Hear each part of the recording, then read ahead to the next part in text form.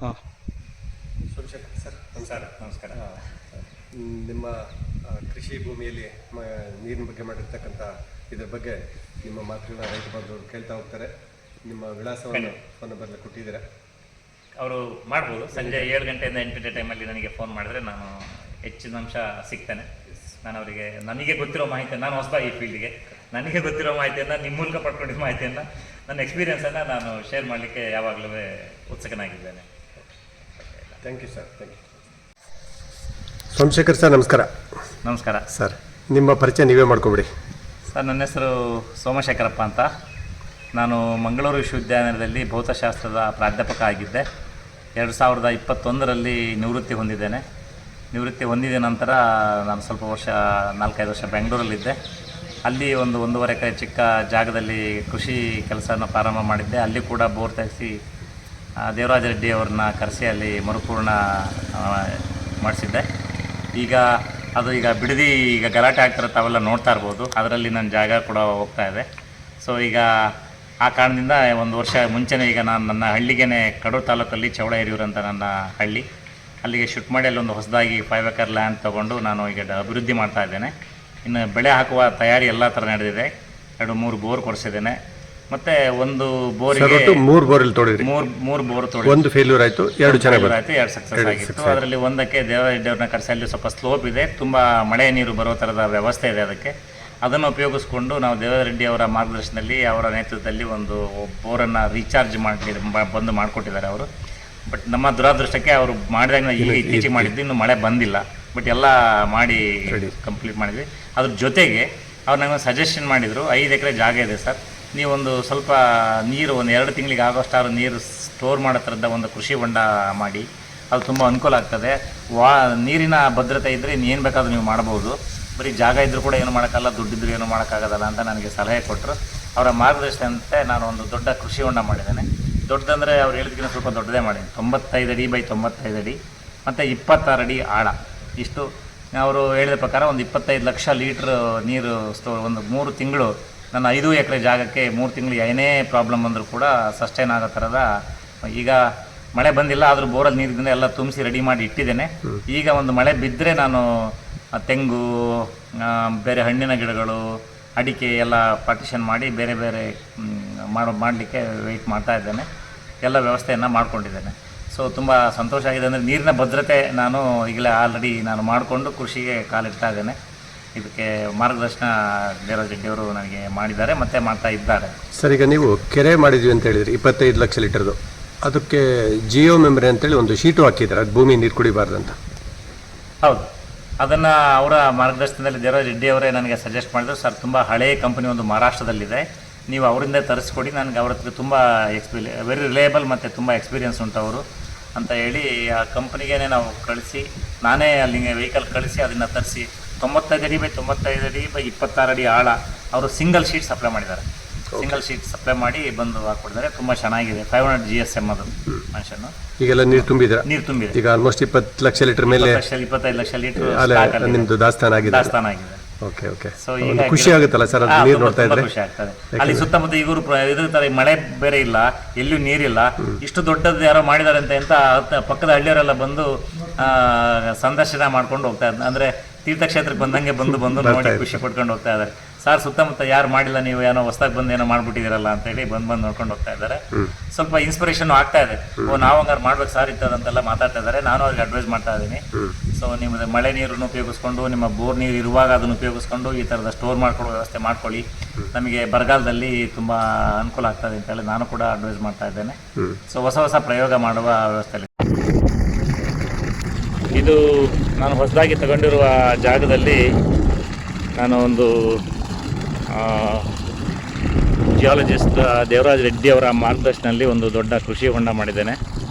ಇದರ ಡೈಮೆನ್ಷನ್ನು 95 ಅಡಿ ಉದ್ದ, 95 ಅಡಿ ಅಗಲ ಮತ್ತು 26 ಅಡಿ ಸ್ಲೋಪ್ ಆಳ ಇದೆ. 26 ಅಡಿ ಆಳ ಇದೆ. ಅವ್ರು ನನಗೆ ಹೇಳಿದ ಪ್ರಕಾರ ಇದು 25 ಲಕ್ಷ ಲೀಟ್ರ್ ನೀರು ಸ್ಟೋರ್ ಆಗ್ತದೆ ಸರ್. ಇದು ನಿಮ್ಮ 5 ಎಕರೆಯ ಬೌಂಡ್ರಿಗೆ ಸಾಕಷ್ಟು, ಒಂದು 2ರಿಂದ 3 ತಿಂಗಳ ತನಕ ನೀವು ಏನೇ ಅಡಿಕೆ, ತೆಂಗು ಅಥವಾ ಹಣ್ಣಿನ ಗಿಡ ಏನೇ ಫಸಲು ಮಾಡಿದರೂ ಕೂಡ ಒಂದು 2 ರಿಂದ 3 ತಿಂಗಳು ನಿಮಗೆ ಯಾವುದೇ ಥರದ ತೊಂದರೆ ಇಲ್ಲದಂಗೆ ನೀರಿನ ಭದ್ರತೆಯನ್ನು ಒದಗಿಸ್ತದೆ ಅಂತ ಹೇಳಿದ್ದೆ ಸಜೆಸ್ಟ್ ಮಾಡಿದರು. ಅದ್ರ ಪ್ರಕಾರ ನಾನು ಇದನ್ನು ಮಾಡಿದ್ದೇನೆ. ಮತ್ತು ಅವರೇ ಇದಕ್ಕೆ ಇದನ್ನು ಪಿಟ್ಟೆಲ್ಲ ಮಾಡಲಿಕ್ಕೆ ನಮ್ಮ ಊರಿನಲ್ಲೇ JCB ಅವರು ಮಾಡಿಕೊಟ್ಟಿದ್ದಾರೆ. ಆಮೇಲೆ ಇದಕ್ಕೆ ಜಿಯೋ ಮೆಂಬ್ರೇನ್ ಹಾಕಿದೆ, ಇದನ್ನು ಟಾರ್ಪಲ್ ಅಂತ ಕರಿತೀವಲ್ಲ, ಅದು ಜನರಲ್ ಟರ್ಮ್ಸಲ್ಲಿ ಅದನ್ನು ಆ ಜಿಯೋ ಮೆಂಬ್ರೇನನ್ನು ಅವರೇ ಕಾಂಟ್ಯಾಕ್ಟ್ ನಂಬರು ಎಲ್ಲ ಕೊಟ್ಟಿದ್ರು. ಇದು ಮಹಾರಾಷ್ಟ್ರದ ಆದಿ ಅಂತೇಳಿ ಒಂದು ಕಂಪನಿ, ಮಹಾರಾಷ್ಟ್ರದ್ದು ತುಂಬ ಹಳೆ ಕಂಪನಿ ಅಂತೆ. ದೇವರಾಜ್ ರೆಡ್ಡಿ ಅವರಿಗೆ ತುಂಬ ವರ್ಷದಿಂದ ಇದರೊಟ್ಟಿಗೆ ಒಡನಾಟ ಇದೆ. ಅವರು ಸಜೆಸ್ಟ್ ಮಾಡೋ ಸರ್ ಕ್ವಾಲಿಟಿ ಮತ್ತು ಎಲ್ಲ ಚೆನ್ನಾಗಿದೆ ಅವರದ್ದು, ಅದೇ ತರಿಸಿ ಹಾಕಿದ್ದ ನಾನು ವೆಹಿಕಲ್ ನಾನೇ ಕಳಿಸಿ ಅಲ್ಲಿಂದ ತರಿಸಿ ಇನ್ಸ್ಟಾಲ್ ಮಾಡಿಸಿದ್ದೀನಿ. ಚೆನ್ನಾಗಿದೆ ಇದು ಸಿಂಗಲ್ ಪೀಸ್. ಈಗ 95x95 ಅಡಿ 26 ಅಡಿ ಆಳ, ಇಷ್ಟಕ್ಕೂ ಒಂದೇ ಪೀಸ್ ಮಾಡಿಕೊಟ್ಟಿದ್ದಾರೆ ಅವರು. ಇಲ್ಲಿ ಬಂದು ಜಾಯಿಂಟ್ ಮಾಡಿದ್ದಲ್ಲ, ಒಂದೇ ಪೀಸನ್ನ ಮಾಡಿಕೊಟ್ಟಿದ್ರು. ಅದನ್ನು ನಾವಿಲ್ಲಿ ಸ್ವಲ್ಪ ಅನುಭವರನ್ನು ಕರ್ಕೊಂಬಂದು ನಾವೇ ಅವ್ರು ಬರುವ ಪ್ಲ್ಯಾನ್ ಇತ್ತು, ನಾವೇ ಹಾಕ್ಕೊಂಡ್ವಿ. ಇಲ್ಲಿ ಎಕ್ಸ್ಪೀರಿಯನ್ಸ್ ಇದ್ದರಿದ್ದರು, ಚೆನ್ನಾಗಿದೆ. ಸೊ ಇದು ನನ್ನ ನೀರಿನ ಬದಲಾಗಿ 3 ಬೋರ್ವೆಲ್ ಇದ್ದಾವೆ ನಾವು. ಈಗ ಇಲ್ಲಿ ನೀರು ಬರ್ತಾರೆ, ಇದು ಸೋಲಾರ್ ಒಂದು ಪಕ್ಕದಲ್ಲೇ ಇಲ್ಲಿ ಸೋಲಾರ್ ಪ್ಲ್ಯಾಂಟ್ ಇದೆ. ಸೊ ಇದನ್ನು ಇಲ್ಲಿಗೆ ಬೀಳೋ ಥರ ಮಾಡಿದ್ದೇನೆ. ಮತ್ತು 12 ಬೋರ್ಗಳು ಸುಮಾರು ದೂರದಲ್ಲಿ ಒಂದೇ ಆ ಕಡೆ ಅಲ್ಲೊಂದು ಮರ ಕಾಣಿಸ್ತಲ್ಲ, ಅಲ್ಲಿದ್ದಾವೆ. ಅಲ್ಲಿಂದ ನಾವು ಬಂದು ಇಲ್ಲಿ ಡಂಪ್ ಆಗೋ ಥರ ಡೈರೆಕ್ಟ್ ನಾನು ಪಂಪ್ ಕಲೆಕ್ಷನ್ ಸಣ್ಣ ಬೋರ್ವೆಲ್ ಎಲ್ಲ 3 ಬೋರ್ವೆಲ್ಗಳಿಂದ ಬಂದು ಇದಕ್ಕೆ ಡಂಪ್ ಆಗ್ತದೆ. ರೀಡಿಸ್ಟ್ರಿಬ್ಯೂಷನನ್ನು ನಾನು ಇಲ್ಲಿಂದ ಒಂದು 5 HP ಪಂಪನ್ನು ಇನ್ಸ್ಟಾಲ್ ಮಾಡ್ತಾ ಇದ್ದೇನೆ, ಪ್ರೋಸೆಸ್ಸಲ್ಲಿ ಇದೆ ಇನ್ಸ್ಟಾಲೇಷನ್ನು. ಸೊ 5 HP ಮೋಟ್ರ್ ತಂದು ಬಿಟ್ಟಿದ್ದೇನೆ. ಈಗ ಅದನ್ನು ಪೈಪ್ಲೈನ್ ಮಾಡಬೇಕು, ಇವತ್ತು ನಾಳೆ ನಾವು ಪೈಪ್ಲೈನ್ ಮಾಡ್ತೇವೆ.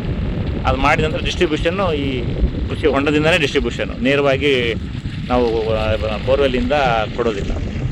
ಸೊ ಆಮೇಲೆ ಅದೇ ರೀತಿ ಇದರೊಟ್ಟಿಗೆ ನಾನು ಒಂದು ಬೋರ್ವೆಲ್ಲಿಗೆ ದೇವರಾಜ್, ಏಕೆಂದರೆ ಒಂದು ಭಾಗದಿಂದ ನನ್ನ ಹೊಲದ ಮುಂದೆನೇ ಒಂದು ರಸ್ತೆ ಹೋಗ್ತದೆ, ಅದು ಫುಲ್ ಡೌನ್ ಸ್ಲೋಪ್ ಇದೆ ಅದಕ್ಕೆ.